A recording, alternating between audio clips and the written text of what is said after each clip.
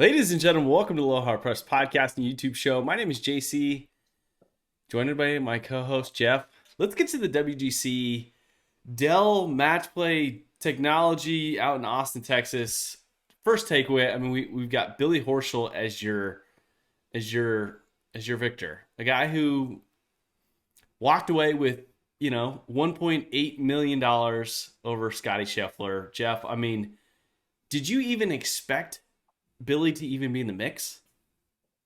I didn't expect Billy to be there in the finals, the semifinals, and the finals. No, I think I picked him to win a round or two, just because he's got the game and that determination to where he's so intense on every shot. The match play is a good format for him. I didn't think he'd win, but hey, everybody we picked to get to the semifinals and finals didn't make it. I mean, John Rahm was, I think, the highest guy up there that made it into those rounds. Um, but here's my take. It's a lot of golf, right? I talked about it last week how I didn't like the format. I like the win and you move on, lose and you're done. I don't like this round robin stuff to start. But the fucking semifinal round on Sunday morning, best match I watched. When you look at Billy Horschel, like I forgot to realize he was actually like this wiry rat terrier that has probably been begging for 9 rounds of golf in a row, maybe to get away from his family. That was something that they talked about quite a bit on the television coverage. But Jeff, I mean, good God, that was a long 7 rounds of golf. I mean, besides the shitty format of not having actual single elimination, what frustrated me the most was Wednesday, Thursday, pretty much didn't even matter. It was just these random matches. But then Friday came and it was like, oh shit, we actually had some playoffs. We got guys in the mix. We got guys freaking battling to kick each other out. And you got to see some of the excitement day in and day out of the actual match play. And I thought Friday, I was like, good God, why don't they have more of these types of events? Yeah, no, Friday was good. Saturday, it wasn't bad either.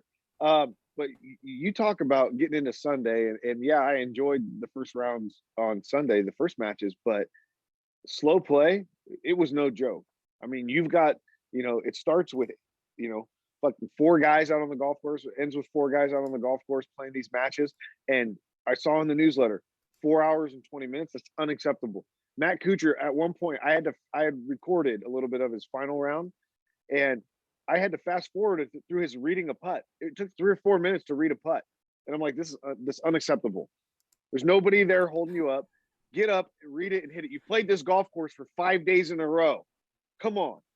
It was one of the slowest snails of a round. It just you have two groups on Sunday. You have two groups. Legitimately, you have two groups. You have two twosomes, and they can't get a round of golf under 4.5 hours. It just drug on. It was 9 hours of golf that was just, to be quite honest with you, not very entertaining. And we knew that it wasn't going to be entertaining.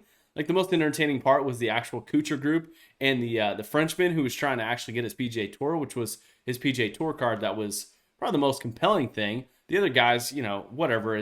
You had Scotty Scheffler trying to do it for the Texas crowd, but when it's all said and done, come on, boys, let's speed this shit up. It should not be that slow of a game. But Jeff, the thing that I was intrigued at by the most of this actual particular event was the style of match play. It's something we don't really see, and unless it's the Ryder Cup, the WGC, or the President's Cup. I got to see guys who were pumped up to beat other guys at 8, 9 in the morning, trying to make birdie putts on the 7th hole and getting matches. I thought that was probably one of the most entertaining things. Well, like I said last week, that's why I love match play so much, because when you're playing stroke play, early in the week, a lot of the times par putts aren't the biggest thing in the world. If you make a bogey, who cares? Whoop de doo. You miss a birdie putt that you should make, not a big deal. But in match play, every hole is its own little match, and everything matters. And those guys get it. And yes, they get excited about stuff early in the round. They get excited mid round, And there's the turns. There's where guys are up 2 and then they lose a few in a row, and the momentum swings a bunch within a match that makes for good viewing. And then with that course, with some of those holes with the water there where you could try to drive the greens, and guys hitting balls in the water and taking it on, and the announcers were even giving them a little shit hey, you can't pull anything but driver here. And then they'd say, oh well, maybe you should take iron. So I enjoy match play. I love it. I think they get rid of the round robin to start, and I'll watch it 2-3 times a year. I agree with you. I think it's such cool, unique golf. And I think it's also like really relatable. It's one of those things that you could go out and do on a Saturday match with your buddy or your group or your foursome or whatever it is.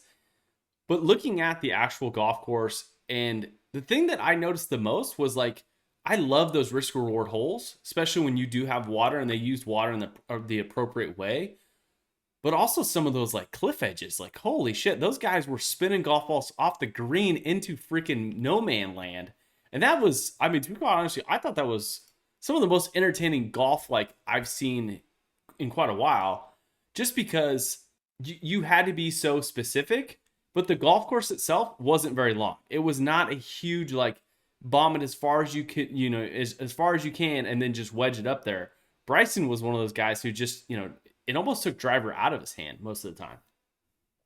Well, and like you're talking about, spinning balls back over those cliffs and in those edges, those guys got nervous. They got nervous early in their rounds. They got nervous mid round, because when every shot does count like that, and you want to go at the flag, especially when your playing partners hit it in there to 6 feet, and then you watch a guy fly a wedge in, one hops next to the pin, and see you later. There goes your hole. And that's tough for those guys to have to deal with. The one thing I always hate, and I know growing up as kids, all we ever wanted to do was spin a golf ball, right? It didn't matter if it spun 15 feet, 20 feet back, and you had, no chance at making a birdie. You just wanted to see that ball spin. Well, as you get older and you play more, you don't want that anymore. You want to be able to control the ball, one hop, stop it, things like that. And to watch those guys hit a ball that you think's really, really good, and then next thing you know, it's not. It was tough for them, and I like to see the nerves. I'd like to see them leave putts short from 8 feet for birdie to win a hole because they're nervous. Like it was good. It was good golf to watch for the most part. It, yes, for the most part, you're absolutely right for the most part. But I mean, as the PJ Tour set up this, this horrible format, they absolutely shot themselves in the foot when it came to, Saturday and Sunday. I mean, you had, the Sweet 16, and there wasn't a guy in the top 20 in the world except John Rahm, battling it out at the top of the leaderboard. And I can only imagine that the format absolutely killed their ratings and killed all of their format, to actually, make this a really entertaining product. Don't get me wrong, like the guys that were in the mix, at least for me, was entertaining. I mean, you had guys like Sergio Garcia, Scotty Scheffler's a up and coming type guy. Billy Horschel, good God, he just at one point in time he complimented a guy for his drive and called it tasty. What the fuck is going on, Billy? Like you ran out of adjectives, you ran out of freaking adverbs. Like what the hell is going on? It just so I think for the most part it was a swing and miss for the actual match play, for the actual having the top guys in the world. But one particular event that happened on Friday, you had Kevin Na and Dustin Johnson battling, essentially to make Dustin Johnson move on to the Sweet 16. And Kevin Na, good God, I mean, was 0-2 through the first couple days, and his whole demeanor, his whole challenge was just to beat the number one golfer in the world. And sure enough, this fucker just ruins my bracket. I mean, but besides ruining it and beating them on the actual match, I mean, Jeff, what was your take on the incident on the green with the gimme, not gimme out on hole 6 between Kevin Na and Dustin Johnson? I hate to see it, and I think he's wrong in every aspect. Because here's the thing: if it legitimately bothers him that much that he needs to talk to him and he needs to say something about it, that's something that can be done in between walking to the next hole off camera. Don't make it about you. You make it about you when you do it like that on the green, putting your hand on his shoulder. Like, first off, don't touch me on the golf course. And second off, like, we're not buddies, right? We're playing against each other. This is a match. And I'm the number one player in the world, dude. It's 6 inches. Here's the thing. I know when I play match play, when I play skins games, not even match play, if I see a putt, I'm usually watching my playing partner's putt, and I watch it roll up. We all say, that's good, pick it up. Before they even get to it, it shouldn't even be a question. If you don't say something by the time they're walking up to their ball, then it's not fucking good, right? But in that aspect, it's all assumed. Fucking pick it up. It's not a big deal, right? Well, It wasn't fucking 4 feet. Jesus Christ, pick up the fucking game of golf. Like, so we have to concede 6-inch putts? Like, these are the best players in the world, probably on the best conditioned greens, out at Austin Country Club. And you have to fucking worry about Kevin Na, the number, 75th player in the world or 65th or whatever he is, to give you permission? Kevin Na, you can absolutely go fuck yourself. That's the conversation I would have had with him. AJ, can you smoke him, please? Because if you don't, I'm going to, and I'm going to lose my opportunity to play in the Masters because I just took out Kevin Na. It just, you put your hand on my shoulder, on my belly, you bring me in front of all these fucking cameras, and then you have the fucking decency to continue to walk in fucking putts. You walk in birdie putts right in my fucking face, and all I want to do is murder you. And to be quite honest with you, like, I was a Kevin Na fan for a little bit. I am no longer a Kevin Na fan. Like, I'm done with him. Hey, that rubbed me the wrong way, big time with him. Like, here's the thing: there's a level of respect when it comes to the top players in the world. Whether it's Michael Jordan basketball, LeBron James. Look at the referees; they get the calls. There's a level of respect. Same thing in golf. That man is not missing that putt. It should never be an issue. Hey, if you want to fucking be able to say it before he taps it in or pulls it away, okay, tell him off camera. But the thing that got me is after the fact, when the Golf Channel and these other news outlets started asking all the other players, what do you think about it? And 9 out of 10 of them were like, oh yeah, I would have done the exact same thing. I would have called him on it. I would have said it. Fuck you, dude. No, you would not have, because you don't care. It's 6 inches. If you want to lose a freaking hole because a guy backhands a 6-incher and misses, like we've had in the past, where he pulls the ball away, okay, that's on you. Good for you. But it's absolutely ridiculous. He's the best player in the world. Let him pick up a 6-inch putt. And that's what, hey, here's the thing. We talk about pace of play. These guys aren't even putting half their putts. They're not playing all the goddamn holes either. And they're still playing in 4 hours and 20 minutes. It's one of those things. It's Kevin Na who's getting his fucking attention. It just absolutely drove me crazy. But some of the other things that happened, in the week, I mean, there was a lot of players who looked like, pretty much this was a great example for, maybe an audition for the Ryder Cup. Or does it even fucking matter? I mean, because honestly, like, do you think Steve Stricker is sitting there and Padraig Harrington is sitting there watching the WGC and tuning in to see how these guys do in a match play format? Or was this an absolute joke and they're still going to take the top guys in the world to play in the actual match play or in the Ryder Cup, later this year? I don't think this had anything to do with making a pick or breaking a pick at all. Everybody's got Augusta on their mind. Obviously, DJ's just backed out of the Valero Houston Open. Nobody cares about this. This was a money grab for some of the guys. Here's the thing: if this was that big of a deal to where Ryder Cup stuff was on the line, I think you would have seen some of the top guys play a lot better. They don't really care. I'm pretty sure they don't want to play 7-8 rounds of golf in 4 or 5 days. I don't think so. I mean, getting ready for the Masters. So it is what it is. Hey, if they didn't give 1.8 million to the winner, I don't think you would have had all those guys there. I agree with you. And even some of the guys didn't show. I mean, Justin Rose, Adam Scott didn't show up to this particular event because, to be quite honest with you, like, that didn't look like fun. Like, you have a couple practice rounds on Monday, Tuesday, and then you jump right into it. And sure enough, you got to go out there and just got to grind. Like, and don't get me wrong, like, I would love to go play that format. I would love to play all that many rounds in a row. But, the top guys in the world, what are their sights on? What is their focus on?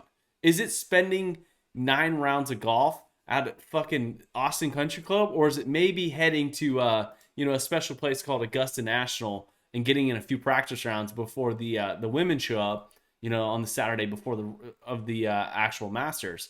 So I think it's one of those things that they need to have the WGC another week. Like, don't put this event in the fall. Put it somewhere, maybe in the summer, somewhere where you get these guys a little bit of a break where they can take a week off or two, because they just had this giant stretch of golf. The last thing I would want to do is play 9 rounds of golf to try and win against a guy who literally is driving me absolutely crazy. Billy Horschel, God, what is up with his shenanigans? Like, throwing his putter, complimenting people weirdly. Like, what is his deal? Like, he looks like he's got like ADHD that's just like he needs to take some Ritalin or something. Is there something needs to be treated? He's very intense. I've always known that. He's very meticulous in how he dresses, how he acts, his mannerisms, pre-shot stuff. Like he's a weird dude. Would I ever want to play golf with him? No. The one thing that he said though, after he won his first match on Sunday, is he was complimenting taking a break before coming to play this tournament for the first time in his career. He couldn't remember him and his family ever taking a vacation, and I'm like, dude, you're a millionaire. You make millions of dollars. You fly in private jets.